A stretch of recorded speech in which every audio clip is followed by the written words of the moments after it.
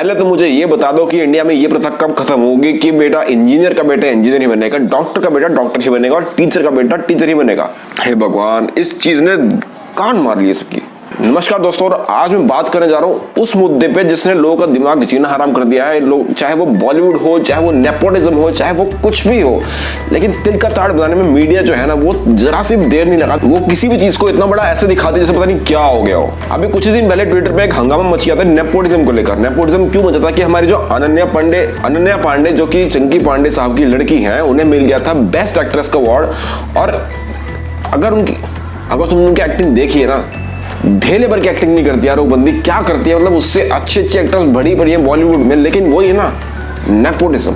आखिर ऐसा क्यों हुआ, क्या तुम्हें पता है? यही कारण था कि लोग नेपोटिज्म के टॉपिक पे गर्मा गर्मी हो गए थे, लेकिन नतीजा क्या हुआ वो तो आज भी भरा पड़ा है, ज्यों के तू चल रहा है। लेकिन क्या तुमने कभी सोचा है कि जो स्टार किड्स जो होते हैं वो जबरदस्ती नहीं आते, उन्हें धकेला जाता है बॉलीवुड में, उन्हें से जबरदस्ती एक्टिंग करवाई जाती है। 2019 में एक फिल्म आई थी पल पल दिल के पास, जिसमें डेब्यू किया था सनी देओल के लड़के करण देओल ने, और फिल्म को डायरेक्ट किया था सनी देओल खुद नहीं, और प्रोड्यूस किया था धर्मेंद्र साहब ने। अब तुम इस फिल्म को जरा देख लोगे ना, तुम समझ जाओगे कि भैया नेपोटिज्म क्या है। नेपोटिज्म एक प्रेशर है, नेपोटिज्म शिकार है स्टार किड्स पे, उनसे जबरदस्ती कहा जाता है, उनके पीछे उंगली दी जाती है, बेटा एक्टिंग करो, क्योंकि उनके पास कुछ और काम ही नहीं है और वो कुछ कर भी नहीं सकते।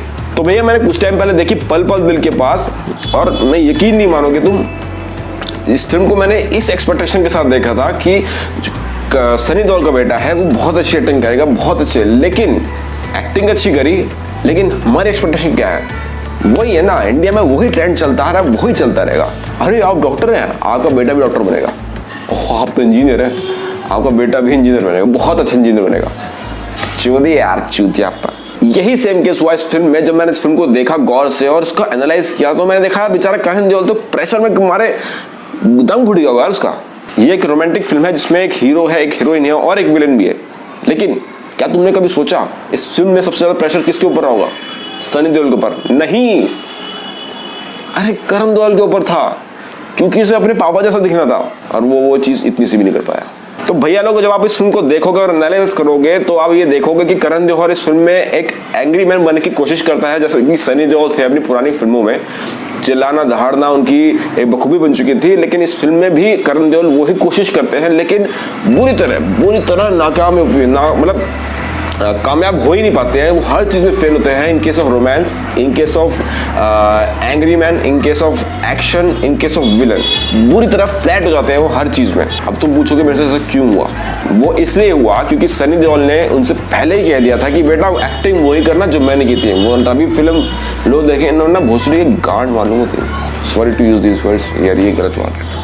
तो भाई जब तुम इस फिल्म को देखोगे तो तुम खुद समझ जाओगे कि नेपोटिज्म बुरी तरह भरा नहीं गया है, वो धकेला जा रहा है। मतलब स्टार किड्स को जबरदस्ती धक्का दिया जाता है कि फिल्मों की तरफ कि जाओ एक्टिंग करो, जाओ वही एक्टिंग करो, चाहे साली आती हो या ना आती हो। यही कारण है अनन्या पांडे को अवार्ड मिल गया था। वैसे अवार्ड खरीदा हुआ था, वो असली नहीं था। चूती है साले, एनालाइज करने नहीं जाता एक्टिंग के बारे में कुछ, हमसे सीख लेते। अब इतने आउटसाइडर्स भरे हुए हैं, उन्हें एक्टिंग कौन दिखाएगा? इतने बेहतरीन एक्टर्स हैं, मतलब इतने लोग हैं जो बाहर से आते हैं, लेकिन हमेशा ऐसा ही क्यों होता है कि जो बड़ी बड़ी फिल्में होती हैं वो स्टार किड्स को क्यों मिलती हैं? सोचा कभी? इतने लोग हैं जिनमें एक्टिंग का जुनून है, जो एक्शन कर सकते हैं, डांस कर सकते हैं, गाना गा सकते हैं, बहुत चीजें कर सकते हैं, लेकिन उसके बावजूद भी बॉलीवुड के इनसाइडर्स से ही उठा जाता है स्टार किड्स को और उन्हें ही फिल्म दी जाती है। उनसे घंटा कुछ नहीं हो पाता, लेकिन उसके बावजूद वो फिल्म चल जाती है। कैसे, मुझे नहीं पता। लेकिन आपको बता दूं कि अब पब्लिक जो है वो स्मार्ट हो चुकी है, वो समझदार हो चुकी है। लेकिन आज की पब्लिक समझदार हो चुकी है, स्मार्ट हो चुकी है, उन्हें पता है क्या अच्छा है क्या बुरा। तो बेटा अब ये चुतिया बंद कर दो। अब बात करते हैं आर्यन खान के केस की। अरे भैया ऐसा क्या हो गया?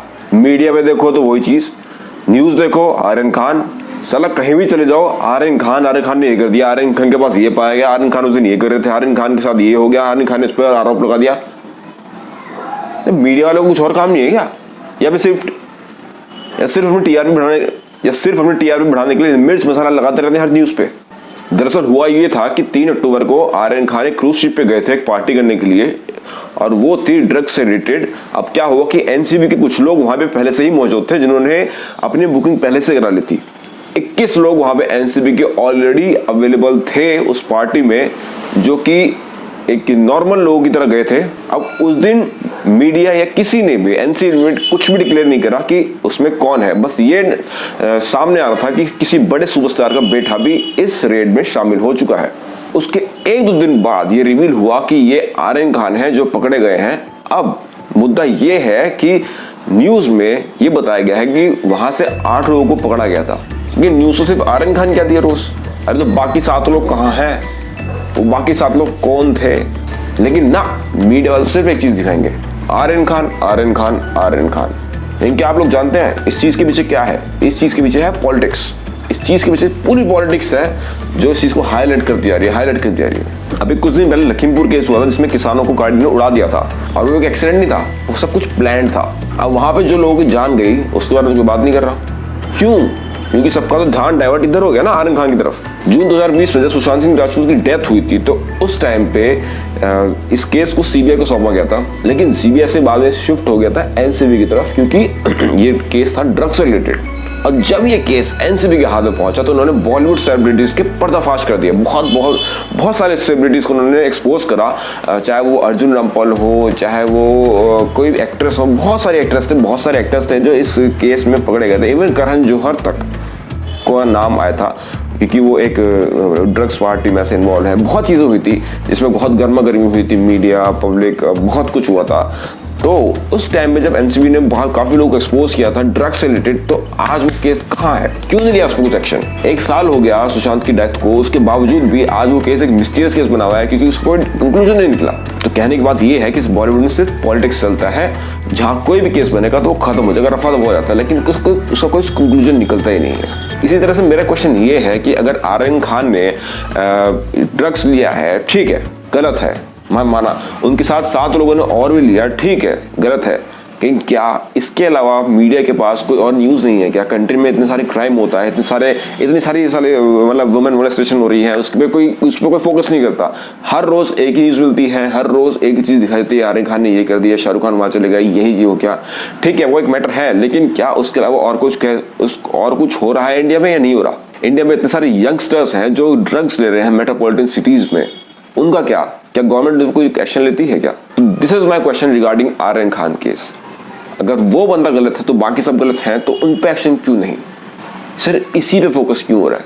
सो अकॉर्डिंग टू मी, पिछले साल एनसीबी ने बॉलीवुड को एक्सपोज किया, इस साल आर्यन खान एक्सपोज किए जा रहे हैं, नेपोटिज्म भी एक्सपोज हो चुका है, लेकिन कहीं ना कहीं मेरे अकॉर्डिंग जो मेरा पॉइंट ऑफ व्यू है, वो मेरा ये मानना है कि इसके पीछे है पॉलिटिक्स ने जिसको डायरेक्शन दे दी, मीडिया उसी को दिखाता है और हम उसी चीज को समझते हैं कि हाँ ये बहुत हाई प्रोफाइल केस है, जबकि ऐसा होता नहीं है। So guys, this was my point of view regarding all these things.